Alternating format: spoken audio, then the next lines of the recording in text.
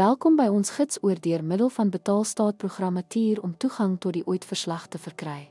Hierdie verslag is noodsaaklik vir Suid-Afrikaanse werkgewers om te voldoen aan die Wet op Vergoeding vir Beroepsbeserings en Siektes wat werkersbeskerming en wetlike nakoming verseker. Die OIT-verslag bereken totale verdienste vir OIT-bydraes, besighede help om hul verpligtinge te bestuur. Dit sluit werknemersverdienste vir die verslagtydperk in, om te verseker dat korrekte bydraes gemaak word en is noodsaaklik vir akkurate finansiële bestuur. Om toegang te verkry die OIT-verslag in Sagebusiness Cloud Payroll, navigeer na Reports finansiëel uit.